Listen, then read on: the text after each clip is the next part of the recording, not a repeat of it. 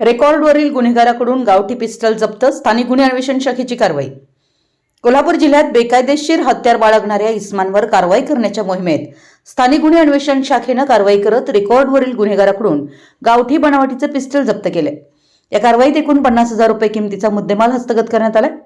पोलिसांकडून मिळालेल्या माहितीनुसार पोलीस अधीक्षक यांच्या आदेशानुसार जिल्ह्यात अवैध हत्यारांविरोधात विशेष मोहीम राबवण्यात येते।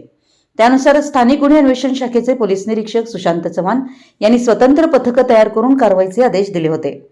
तपासादरम्यान पोलीस उपनिरीक्षक जालिंदर जाधव यांच्या पथकातील पोलीस अंमलदार वैभव पाटील यांना मिळालेल्या गोपनीय माहितीनुसार एका संशयित व्यक्तीकडे बेकायदेशीर गावठी पिस्टल असून तो शाहू टोल नाक्याजवळील उजळेवाडी उड्डाणपुलाखाली येणार असल्याची माहिती मिळाली होती।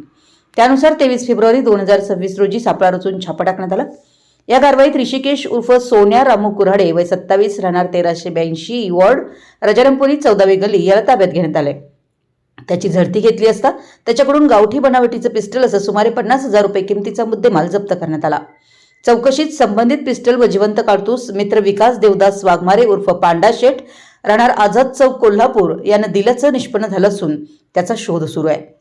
या प्रकरणी गोकुळ शिरगाव पोलीस ठाण्यात भारतीय हत्यार कायद्यान्वये गुन्हा दाखल करण्यात आला असून संबंधित पिस्टल कुठून व कशासाठी मिळवलं याचा अधिक तपास सुरू आहे। दोन्ही आरोपी पोलीस रेकॉर्डवरील गुन्हेगार असल्याची माहिती पोलिसांनी दिली। ही कारवाई वरिष्ठ अधिकारी यांच्या मार्गदर्शनाखाली करण्यात आली। स्थानिक गुन्हे अन्वेषण शाखेचे पोलीस निरीक्षक सुशांत चव्हाण, पोलीस उपनिरीक्षक जालिंदर जाधव, संतोष गळवे तसेच पोलीस अंमलदार वैभव पाटील, संतोष बर्गे, विनायक चौगले, गजानन गुरव, प्रदीप पाटील, विशाल खराडे, महेंद्र कोरवी, योगेश गोसावी, शिवानंद मठपती, राजू कोरे, अरविंद पाटील, संजय हुंबे, सत्यजित तानुगडे आणि समीर कांबळे यांनी या कारवाईत सहभाग घेतला।